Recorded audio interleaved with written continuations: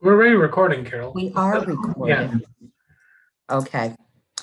Hi, everybody. I'm Carol Berry. I'm the director of the School of Library and Information Science at LSU.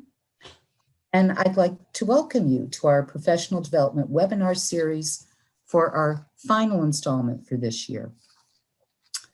A few housekeeping details before we get started. Please use the chat area if you're experiencing any technical difficulties and we can get you assistance. And please post in the Q&A area any questions for the speaker, which he will address at the end of the webinar. And there will be a 5-minute break about halfway through. Today's speaker is Dr. Ed Benoit. He's an associate professor and the associate director in the School of Library and Information Science. He's also the coordinator of the Archival Studies program. He received an MA in History, an MLIS, and a PhD in Information Studies from the University of Wisconsin-Milwaukee. His research focuses on participatory and community archives, non-traditional archival materials, and archival education. And he is the founder and director of the Virtual Footlocker Project, which examines the personal archiving habits of the 21st century soldier in an effort to develop new digital capture and preservation technologies to support their needs. Today, he is addressing, and I can't wait to hear this, preparing libraries and archives for climate change. So please join me in welcoming Dr. Benoit. Yay. Thank you, Carol, for that lovely introduction. I'm happy to be here today. Obviously, most of you who are connected to SLIS already know who I am. One of my other areas of interest is climate change, and in particular, its impact on libraries, archives, galleries, museums, the whole gamut of cultural heritage institutions. So today, just a brief outline. I want to first talk about what exactly are the climate change threats for libraries, archives, etc. We'll then talk about some short-term or more immediate needs and approaches, and then some long-term strategies. And we'll end with a question and answer session. And like Carol mentioned before, we will take a break about halfway through. Of course, before we get started, I need to recognize that today is Earth Day. And Earth Day was created by Senator Gaylord Nelson of Wisconsin in 1970. The first Earth Day was on this date, April 22nd, 1970. And I'm very proud that it was the senator from Wisconsin, where I'm from, that started this. And there have been continual Earth Days ever since. So it's just appropriate that we talk about climate change on Earth Day. So real briefly, we'll look at each of these in a little bit more depth, but I wanted just to highlight what are some of these major threats of climate change. Perhaps the ones that we're most familiar with are rising temperatures, but we also have increased extreme weather events. These are everything from more frequent sustained periods of rain, so storms that just linger and last longer, stronger and more intense hurricanes, as well as increased numbers, as we saw last year, really. The polar vortex, we're starting to see increased in winter weather, and it's slumping further and further south. As we saw this past year with Texas during the cold snap and what it can do to the electrical system, this can be a significant problem. We're also seeing increased numbers of wildfires, increased numbers of droughts, as well as the length of droughts, increased heat waves, etc. And perhaps the other one that people are most familiar with are predictions of a sea level rise between 1 and 8 feet by the start of the next century. And this is partially due to the melting of the polar ice caps and the potential for an entire ice-free Arctic Ocean. So what are some of the current regional effects in the United States? This is all taken from the 4th National Climate Assessment Report.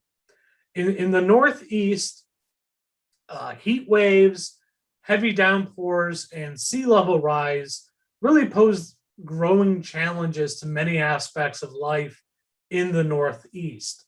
Infrastructure, agriculture, fisheries, and ecosystems are increasingly compromised, and many cities and states are beginning to incorporate climate change into their planning.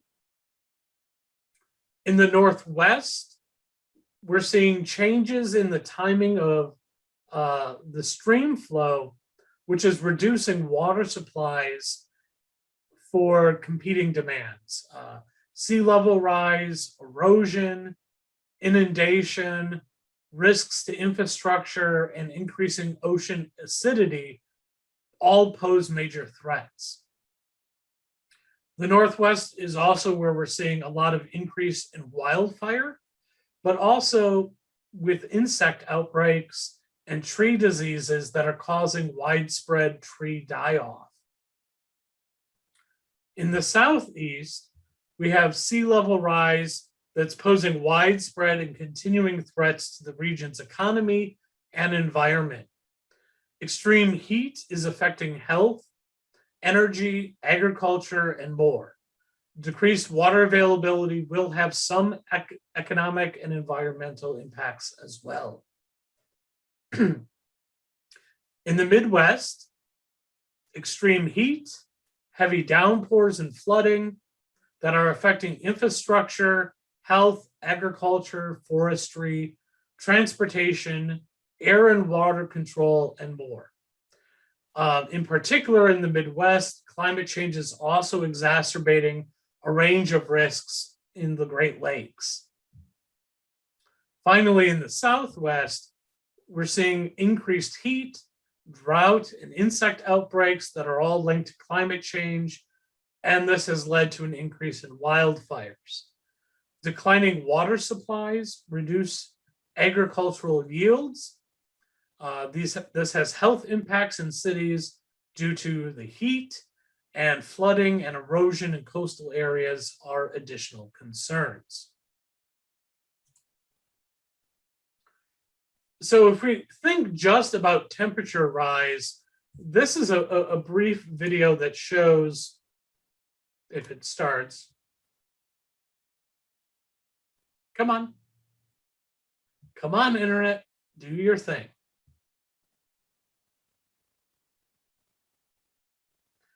Okay, so this video would show, I am not restarting my device. Very funny. There it goes. Shows variation of temperature across the globe from the 19th century to today. And as this plays, you'll start to see, when we get into the 70s and 80s, an increase, there it comes, in global temperatures throughout. Now we're into the 2000s, and now currently. So taken more from a static perspective, here are the temperature anomalies in degrees Celsius from 1980 to 1984 compared to 2015 to 2019. And you can see a significant change. I would draw your attention up here by Greenland and also along the Pacific coast, where you'll see an increase in temperatures along the poles, but just in general throughout. Back in 2019, so this is a couple years ago, but Alaska had this really crazy time period. July was their warmest month on record. And they had all-time high records in Bristol Bay, all the way into the interior. It followed the warmest spring of record, and there was actually a drought and a big wildfire season that year in Alaska, which of course is not known for its high temperatures. So there's usually a question of, well, are these predictions really the same throughout science and everything? And what this chart shows is that there really is a world of agreement. Every single measurement shows global temperatures are rising. And this is not just a temporary trend, but a long-term sustained trend dating back to the 70s and 80s. Or you could really see, I mean, the 80s is when you start seeing a steep increase, but this even goes back to the 1920s. Just last year, in 2020, this map shows all of the so-called billion-dollar weather and climate disasters in the United States. From all the hurricanes that struck to tornado outbreaks, severe weather, the forest fires in the West, and severe drought and a heat wave in the Western and Central region.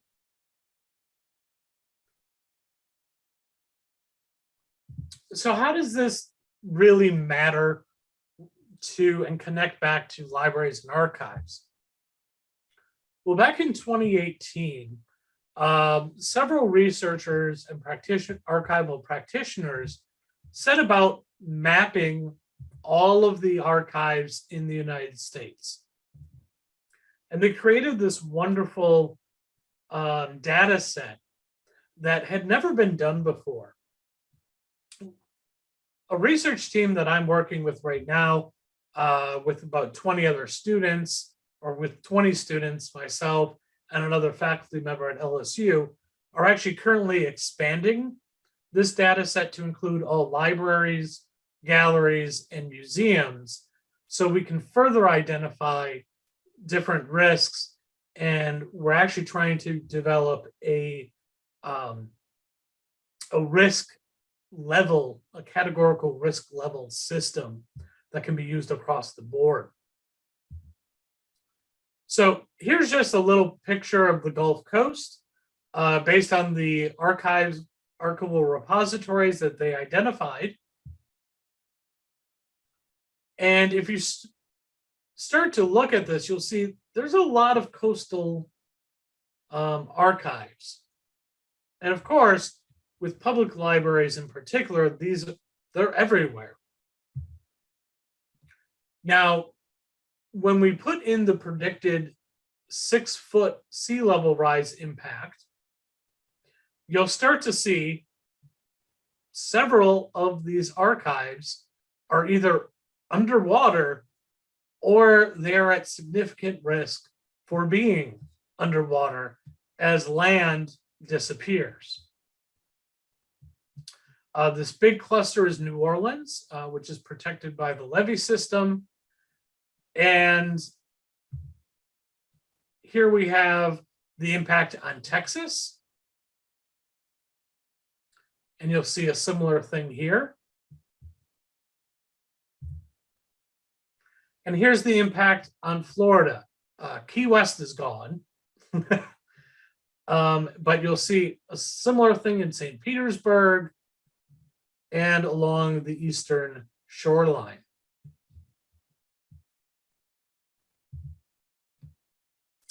Here's a picture of Charleston. And again, you can see each black dot is an archive.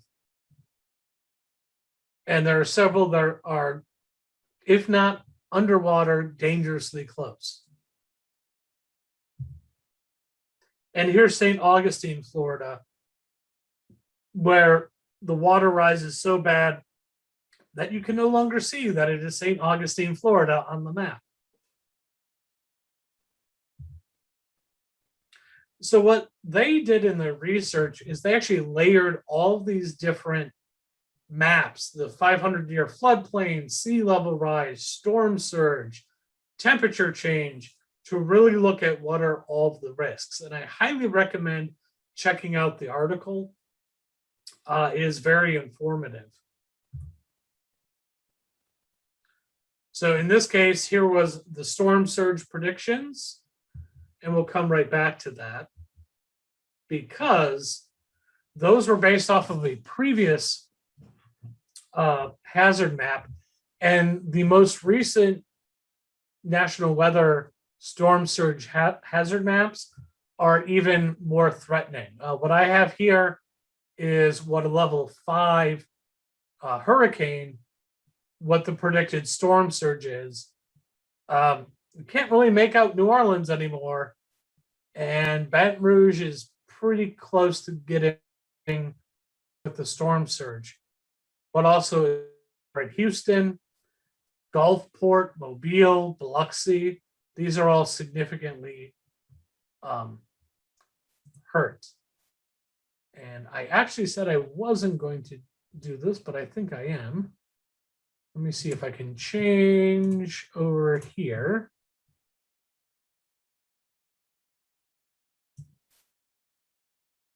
Okay, is it?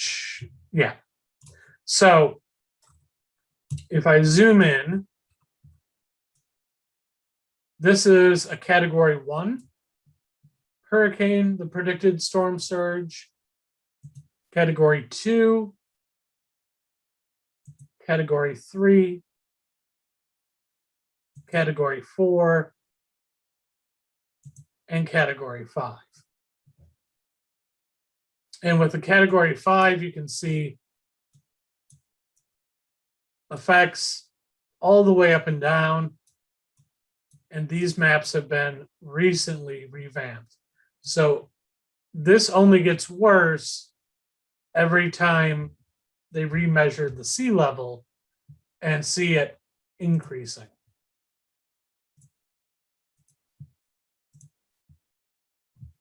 I just realized how much of a doom and gloom slideshow this is. But it is not just sea level, a sea level threat, as we talked about already. There's also more fires, as we can see them increasing in number over time.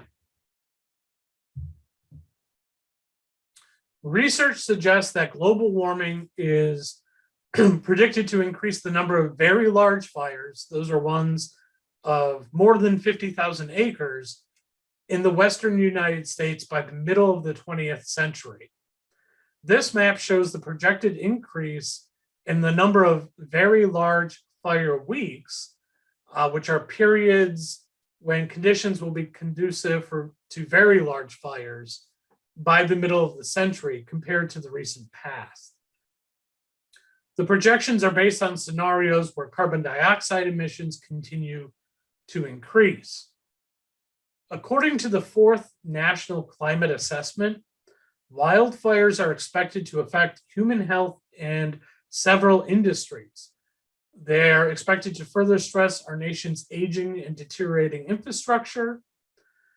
The smoke from the wildfires is expected to impair outdoor activities, and wildfires on rangelands are expected to disrupt agricultural productivity itself. There we go. Also, increased wildfire activity is expected to decrease the ability of forests to support economic activity. So just to summarize up all these threats, not to be so doom and gloom, a reminder, this is not just something limited to the Gulf Coast and limited to sea level rise. Increased frequency of these extreme events, the sea level rise, ice-free Arctic Ocean, and I even put civil unrest here. Because you know what? As all this starts happening, we're going to see more and more, well, just general civil unrest. When the electricity goes out for 3 weeks, this can cause severe problems. So, how do we address these threats? Well, there are both immediate and what I will call less immediate actions. And we'll see why I say that in a few minutes. First, we have to discuss the issues now, not later. Later has been used for far too long. It's been put off and the can has been kicked well down the road for many, many years. So the time to actually deal with the issues is now. Second, every institution, every library, archive, museum needs to have a disaster and emergency response plan, as well as training their staff and updating as needed. This is not just a regular disaster and emergency response plan, which if you don't have one, you should, but this is one specific to the climate change related events that may impact your institution. We'll talk more about that in a second.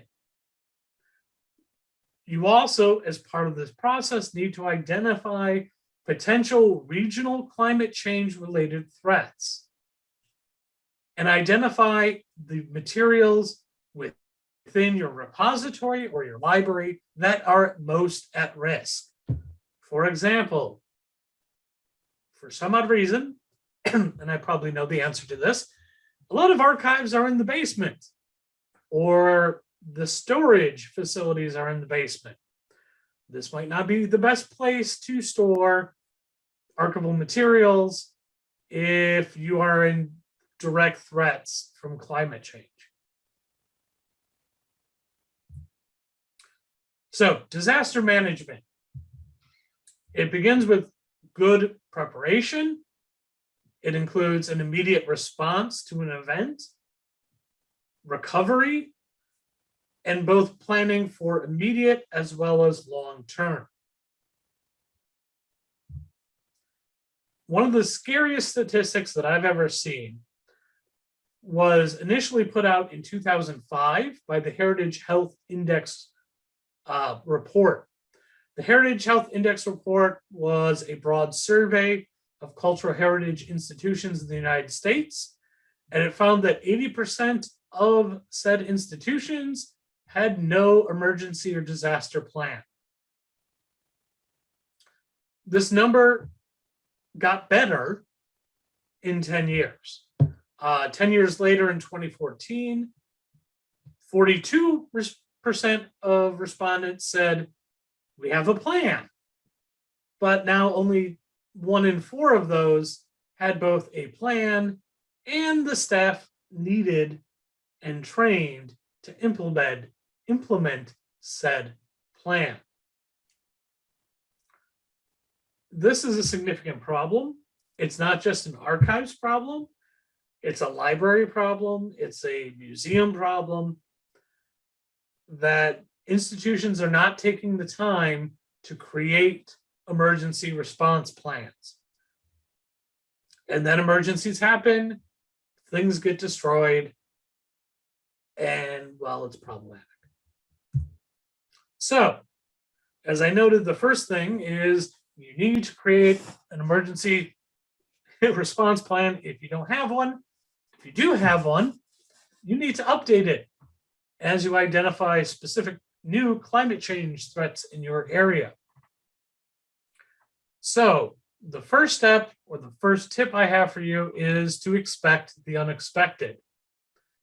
As was noted by an author called Silverman, quote, in practice, the unexpected is inherent in every disaster. They elicit variable human responses and are difficult to anticipate when drafting a disaster plan in the relative comfort of a dry office. Some people will rise to the occasion, others won't. And the suspension of normalcy can open up a subterranean experience not unlike the one in Lewis Carroll's Alice in Wonderland. So, when you're planning, think of every possible scenario and try to plan for it. A good disaster management plan will include a telephone tree that works 24 hours a day, 7 days a week, with primary and alternates assigned for every role. There are disaster recovery firms and conservators, who it might be possible for you to prevent inflated pricing following something like a hurricane by doing the calls for proposals before said hurricane. And I don't mean like a week before, like when you're drafting this document. It's also important to select a good leader. I don't necessarily mean who the director of the institution is. And in fact, it may not be the director of the institution. What you need is somebody who can have strong convictions, a sense of humor, tolerance for abuse, because of course they'll be abused a little bit by people who are getting upset with them, a resilient constitution. These types of things make for a good disaster response coordinator. And they should be named as you're going through the planning process. You need to become familiar with recovery procedures, processes, treatments, and other experiences. This can really help prevent unscrupulous companies from insisting on unnecessary and pricey treatments following a disaster. You can also learn from others' experiences, which can help plan by avoiding pitfalls from previous experience. So you should prioritize collections and materials. The idea is to place things above the high water line, use watertight and strengthened containers, create response supply kits, train your staff, and simply put, plan, practice, and update your plans. Now, I will be sharing some resources that can help you in this process as well in a few minutes' time. So, assuming you have a disaster response plan, I'm going to go back to that a second. One of the nice ways I like to refer to this is having an oh crap binder, something that you can grab off the shelf with tabs that takes you directly to different sections. As in, you'd say, oh crap, there's a hurricane coming. And you flip it open and you look, and there it is.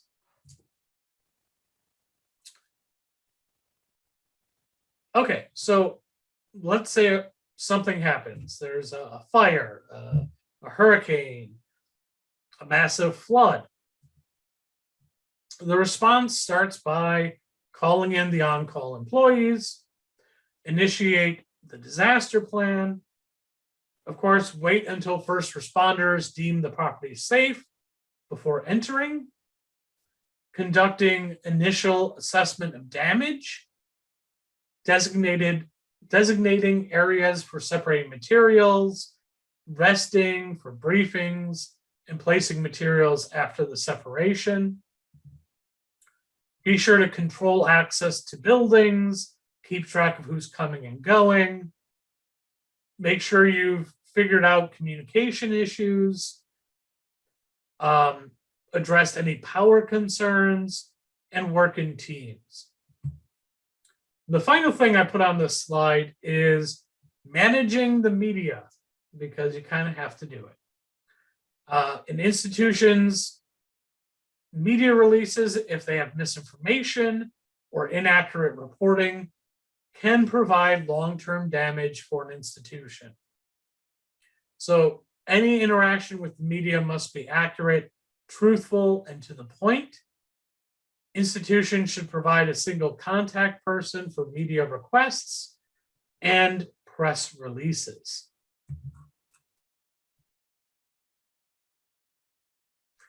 And then there's recovery. And before I get to actual recovery, well, no, I'll go through recovery and then we'll take a break. So after the immediate response, which could be a week, a few weeks, there's the recovery. And the recovery is a long process. It's many months, it's several years. I mean, talk to anybody who survived through Katrina. Talk to people in Lake Charles, in Houston, about how recovery is coming along. So it's important to realize that it's a many-year process, and you need to keep track of the process. Where are materials? What's still being done? What are we waiting for? How are things progressing? What are the steps and the priorities for returning the building to normal conditions and use? When can employees return to jobs? When can you open up to users and patrons? You need to work with insurance companies, and I'm sure most people know how much fun that can be. You need to communicate with donors and stakeholders about a realistic time frame of the recovery effort. And then in the end, you need to evaluate your response, your recovery efforts, and use that to inform future disaster management. So before I get into some of these resources, let's take a 5-minute break and come back at 4:40, and we'll pick it up from there. Thank you. You're welcome. Thank you, almighty voice. Okay, welcome back. I should mention at this point, well, first, do feel free to keep putting questions in the Q&A area, and I'm going to be happy to address them at the end of the presentation. Secondly, I will be asking Lynn, when she sends you all the link to the video, to also send a copy of my PowerPoint slides so that you have all of these links, because I'm not going to open up every single one of these websites. I know how long and tedious that would be, and all I would be showing you is, look, a pretty picture of a website. So I'd rather describe the materials, and as you need to use them, you can go to them and use them and have them at your hands. Okay, so we were talking about disaster management, and I wanted to put in some specific resources here right away that highlight just some general management type of things. All these links do take you to websites that have additional information, tips and suggestions. The Heritage Emergency National Task Force is a great organization. It's now, I believe, housed under the Smithsonian. The Council of State Archivists has an emergency preparedness initiative website. SAA has resources on its May Day, which is its annual May 1st programming for saving our archives. I've included a link here for the Federal Emergency Management Agency. I almost said association. That includes information about specific disaster declarations. The Northeast Document Conservation Conservatory, I think that's what the NEDCC stands for. They have many resources for disaster planning. I've also put a pocket response plan, which is kind of a Mad Libs of a disaster plan. Again, SA, why I have it listed here twice, I don't know. But there are also annotated resources. The Library of Congress has several websites. And then ALA also has a disaster and preparedness and recovery website. And there are many more. These are just a handful. There are also specific emergency management training that you can engage in. FEMA has an institute. The International Center for the Study of Preservation and Restoration of Cultural Property, or ICROB, has a disaster risk management program. The emergency response training is a PowerPoint deck. Again, the Heritage Emergency Response Training. There are courses from the Regional Alliance for Preservation. Connecting to Collections has a recording, and the National Archives also has a training available. Even more, again, why did I list this here twice? But I did. NEDCC has a 24/7 phone assistance line, and some of these other resources are specific to response and recovery. And there's a fly in my office.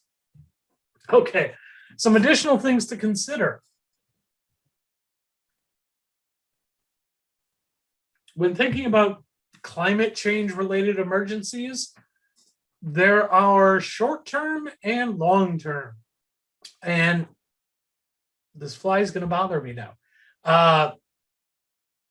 Particularly for libraries, what type of services can you offer your patrons, your users, during both an immediate disaster versus something that's more ongoing and prolonged, like a drought, a water shortage, something not so much like a hurricane, which would be more of an immediate disaster.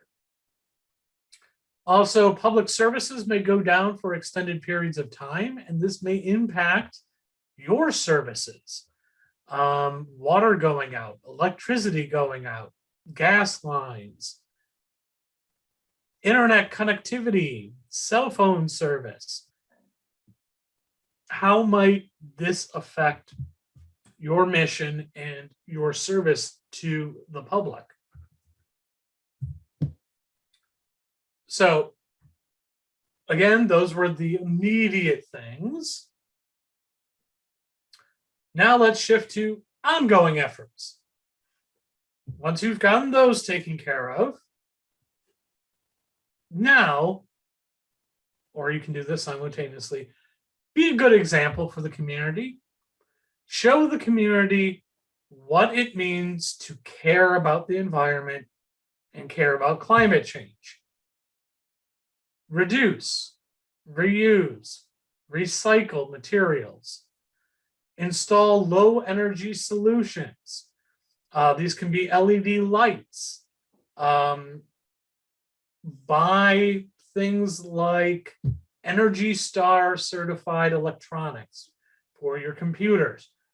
Be sure to use the automatic shutdowns when electronics aren't being used.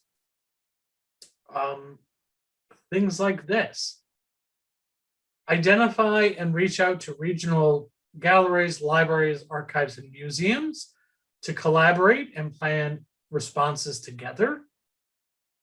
And hold public programming and outreach for your users about climate change, to get them more involved, to prepare them more, and which will only increase your ability to be an example for the community and to serve your users.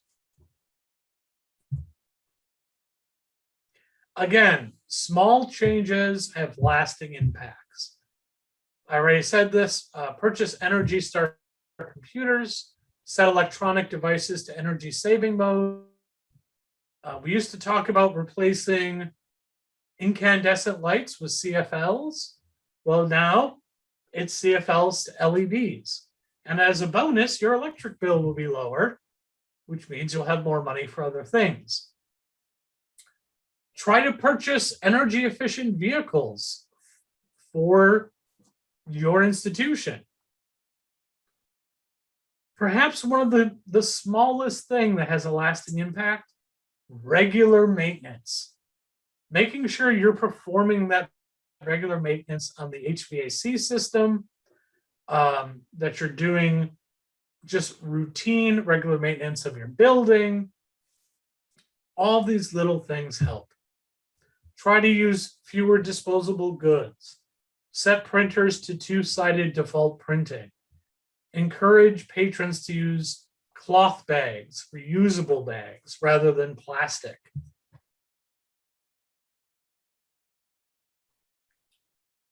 Then there are less immediate actions. I call them less immediate because I don't want to call them long-term. All of these things are immediate actions, but we have to prioritize. So things not long-term, but do as soon as possible. Consider using more efficient climate control systems. Again, make sure to maintain them. This is going to be very region dependent. If you're in the north, particularly the Northeast or the Midwest, could you use geothermal to heat and cool your buildings? Could you install a much more efficient boiler? Could you install a much more efficient air conditioner? Could you use swamp coolers? In Louisiana, using a swamp cooler would not actually work. But in Arizona, it would. Use more renewable energy. Could you build or add on geothermal, solar panels, wind turbines into your property, onto your buildings? And if you happen to be in the position to be able to remodel or to build a brand new building, be sure that you're thinking green along the way.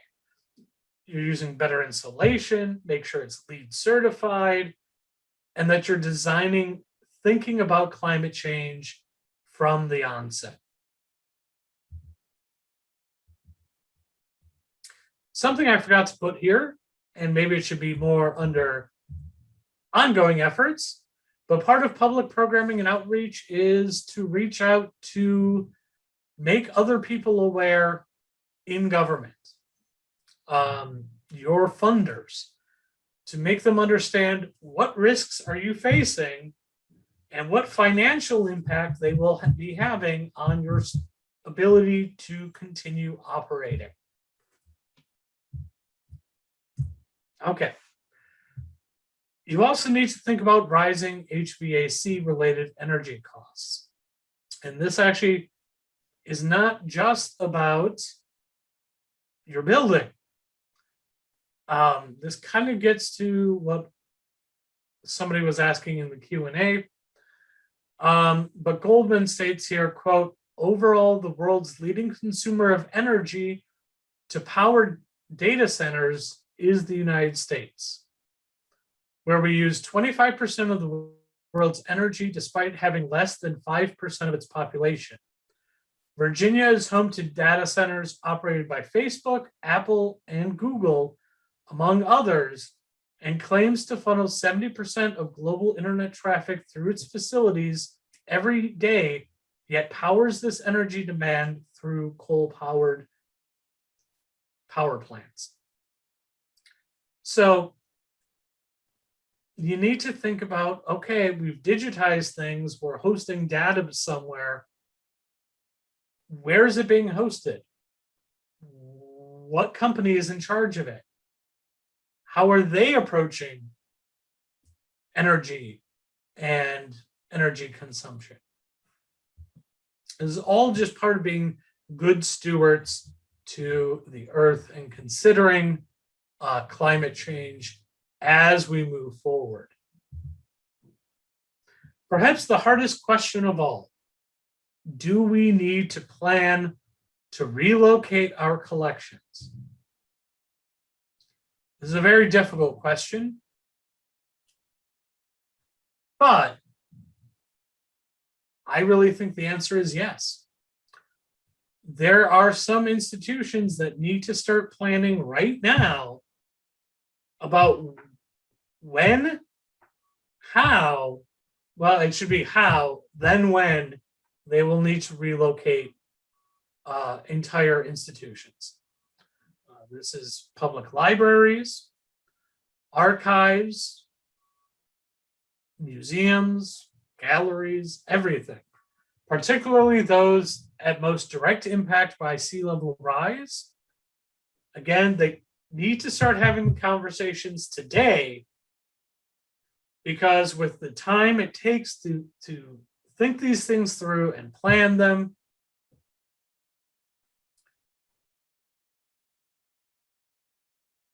it'll be too late if they wait another 20, 25 years.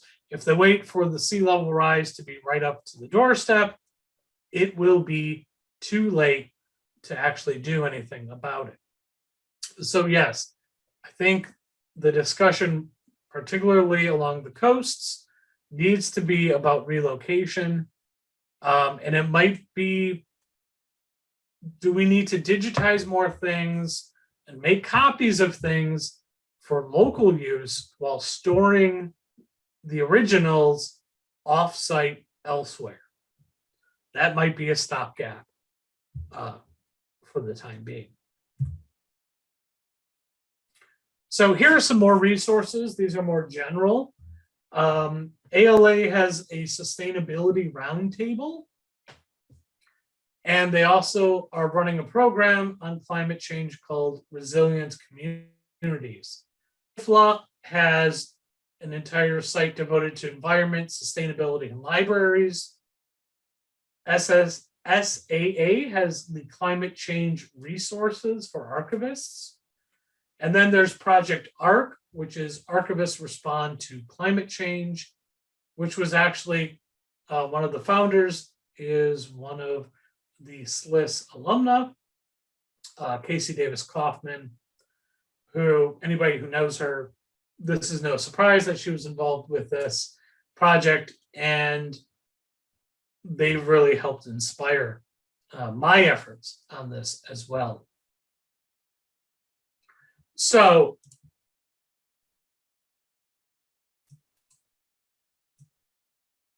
sorry, I was just looking at the chat. So where do we go from here? One of the things, like I said earlier, that I'm working on is really developing a better way for repositories, for libraries, repositories, the whole gamut, is to develop a risk assessment system so that institutions can then use that to identify what risk level are they at, what are the possible threats, and more importantly, they can use it to take to their stakeholders and show the need for immediate action.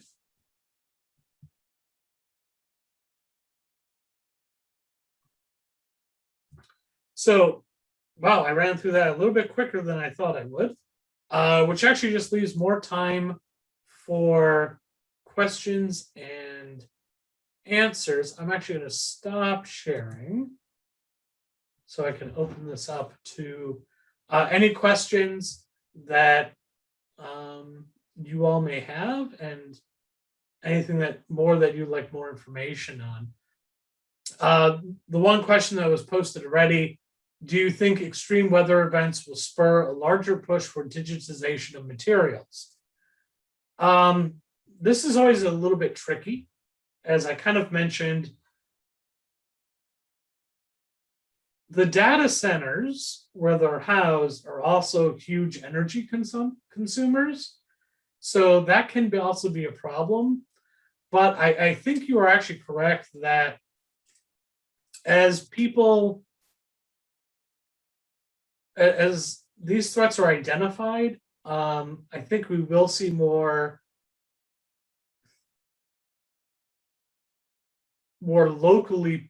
localized pushes for digitization, specifically of archival and museum materials, as again, perhaps just a stopgap so that they can continue to be used while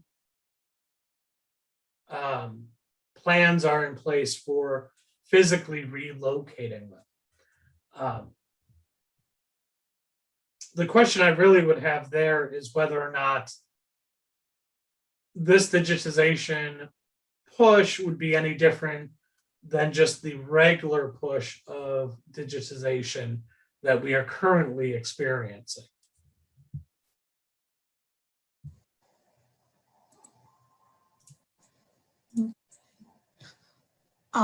This isn't a question, Ed, it's just a comment. Oh, yes, go ahead. I'm going back. I'm doing the one that somebody just asked me about. So go ahead. Go ahead. An indication, at least for me, of how mind bending this is, that when you started talking about should we move the, for example, public library, my first reaction was, well, moving the library out of the community that uses it isn't going to work. And then went, oh, wait. They won't be there. That community will be underwater. This is. Yeah, I mean, I've known about this for a long time, but you really have made this very real. One of the other links I will send to everybody is the interactive map where you can actually zoom in, see these locations, see the sea level rise, and look at things like, oh, look, Key West goes underwater. Well, and St. Augustine, the oldest city in the country. What is interesting from that map is also there are places that you would think would be problematic that really don't have that much to worry about, like DC.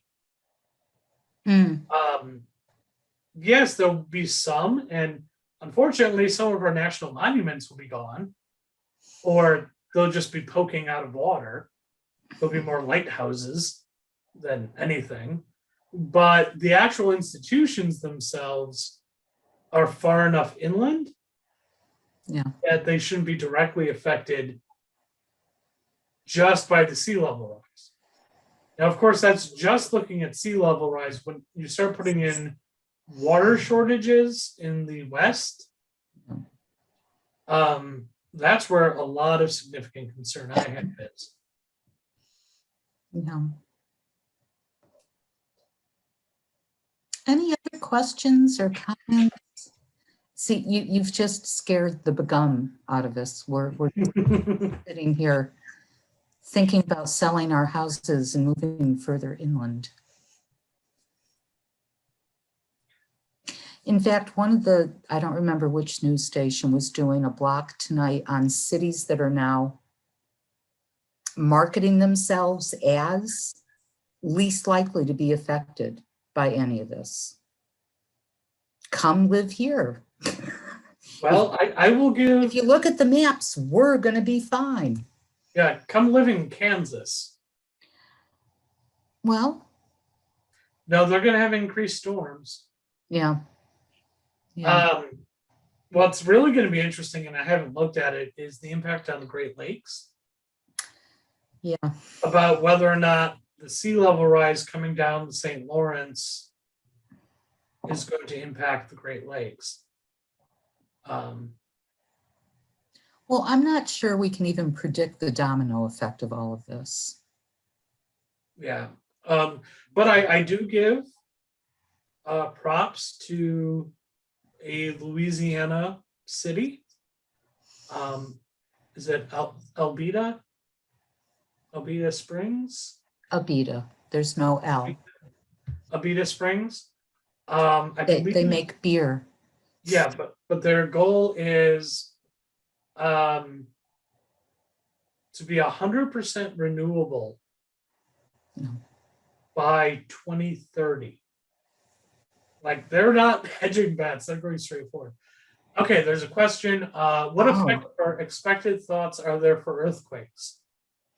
That's an excellent question. I unfortunately think the science on earthquakes is still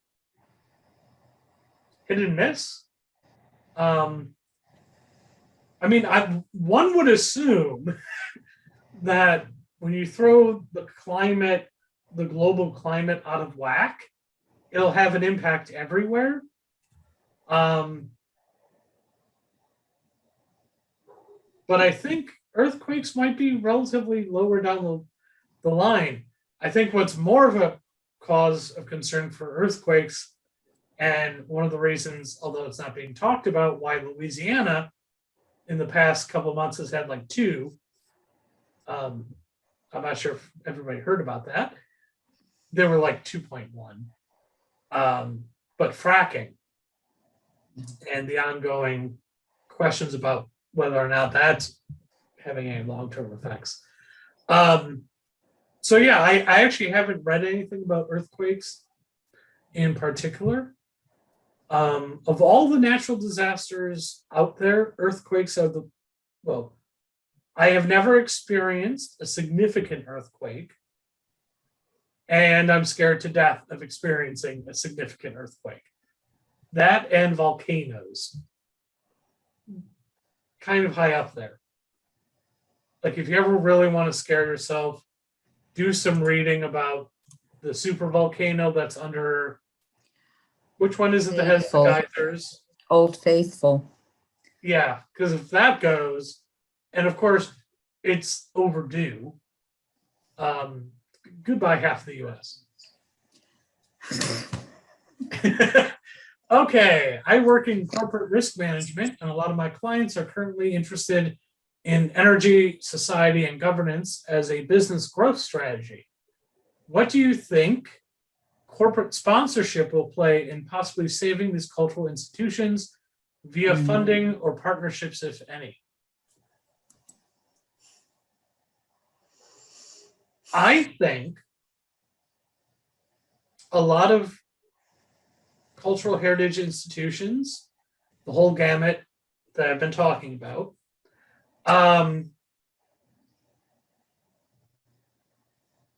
have been very timid. I'm going to stop sharing this now. Have been very timid in general about making corporate partners or sponsors. I think it's an untapped resource that I think their time has come. As corporations want to make their public image better and seen better, this is one way of going, is partnering with institutions to help deal with climate change. Of course, we kind of also then get into the Sackler problem. The Sackler family, who had their name all over buildings and donated lots of money to make their family look better, even though they were, at the head of the opioid problem. So one of the things I could see is an ExxonMobil sponsored green initiative after an oil spill.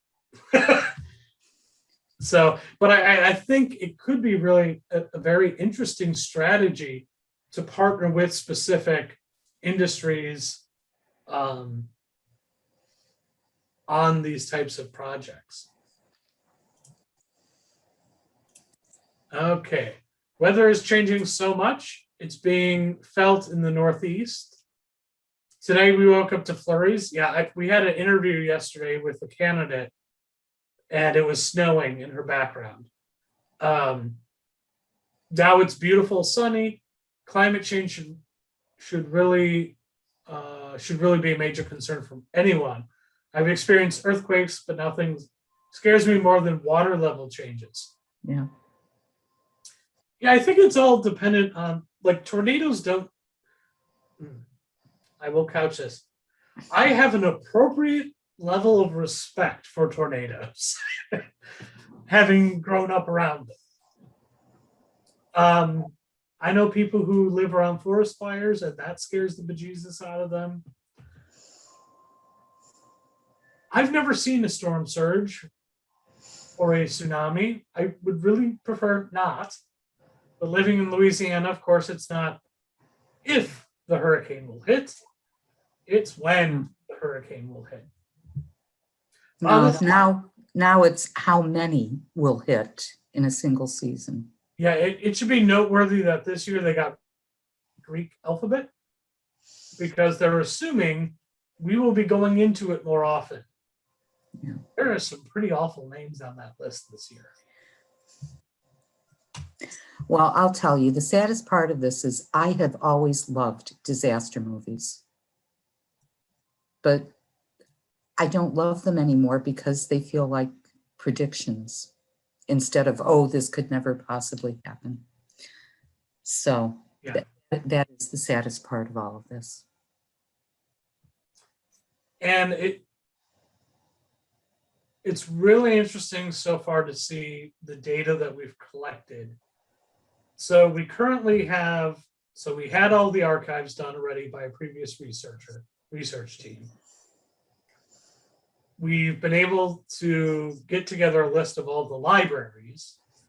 We extracted a list of all the museums. Now we're cleaning the data because some are missing street addresses. And of course, nobody listed Puerto Rico. And it's like right there. So we pulled in Puerto Rico, and we're going to be getting together one day and just putting it all on a map and starting to think through this. Well, first off, do you want a 5-point scale or a 10-point scale? And we've already rejected the idea of using a color scale. Yeah. Level orange, level green. And we're probably going to follow the hurricane and tornado approach, where each level is exponentially worse than the previous.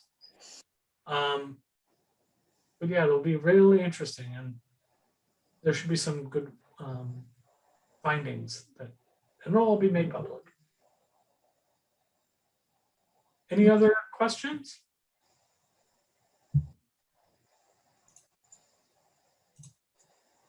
Okay. All right. Well, now I get to do my thank you very much, Ed. I mean, it was fascinating. It's important, but I'm very depressed right now. I want to thank all of you for joining us today. A link of the video recording will be sent to you via your email. You'll also receive a link to provide feedback about this webinar and the webinar series. You can also use the QR code that you're seeing here or in the chat box. So if you would please take a few minutes to complete the survey, we would greatly appreciate that. And again, thank you, Dr. Benoit. You're welcome. Thanks, everybody, for attending.